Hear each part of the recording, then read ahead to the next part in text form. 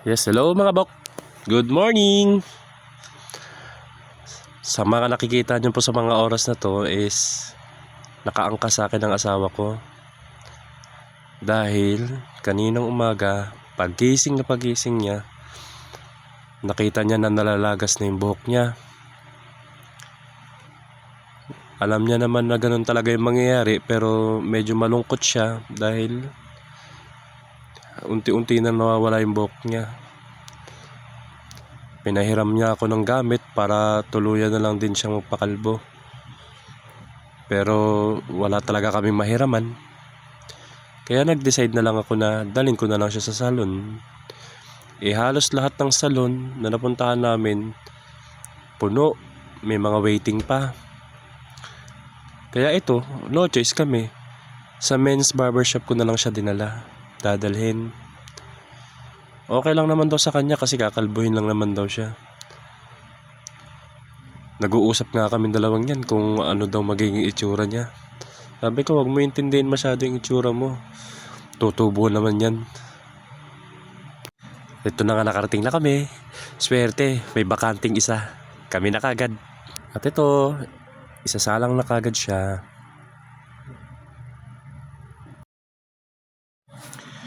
Uumpisahan lang paggupit sa kanya. Medyo naiilang pang barbero niyan kasi baka masugatan nga raw ang anit.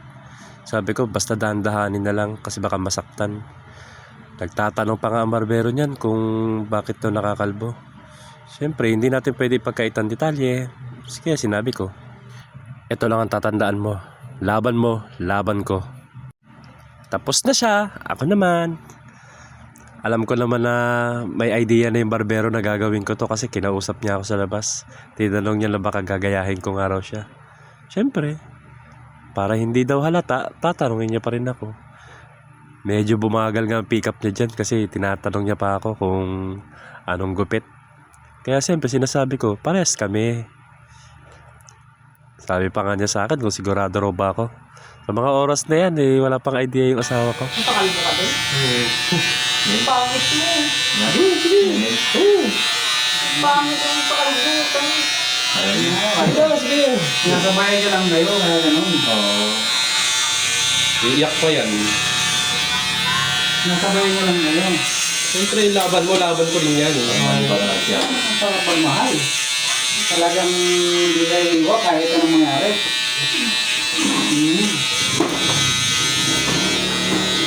Sa iba yan, punta na, iwanan ka niyan. Ilang linggo ko nang init ako eh. Kung mga ibang lalaki, kung mga ngayon may sakit na yan, iwanan mo yan, mga walang yan, iwanan mo yan. Malabo yun. Hindi, sinabi iba, di ba?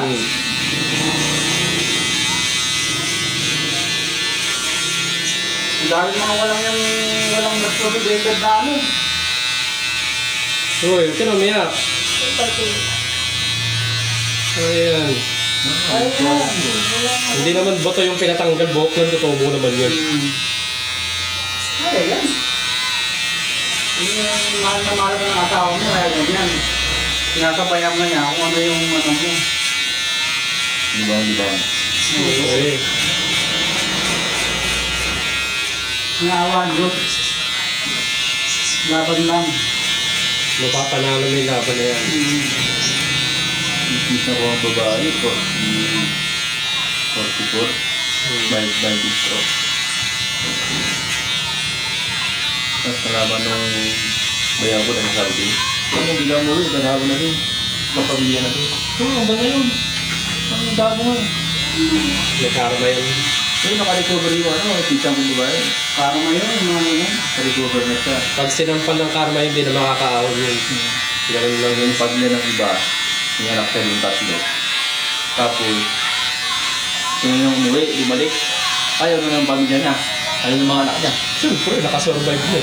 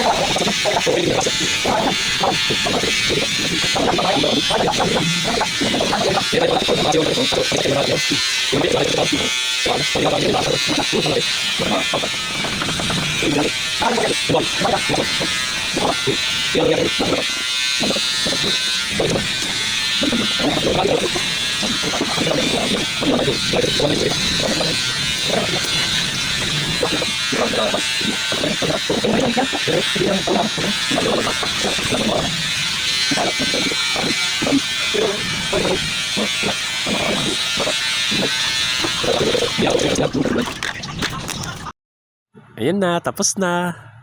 Oh, what the moves? Kalbo! I-check ko lang din kung matutuwa ba siya. Pero mukha namang natuwa siya. Tinawanan niya pa ako dyan eh. Katatapos niya lang kasi umiyak. Alam ko naman na medyo komplikado sa yung ganitong sitwasyon. Pero hindi ako magdadalawang isip na gawin yan. Alam mo naman, laban mo, laban ko.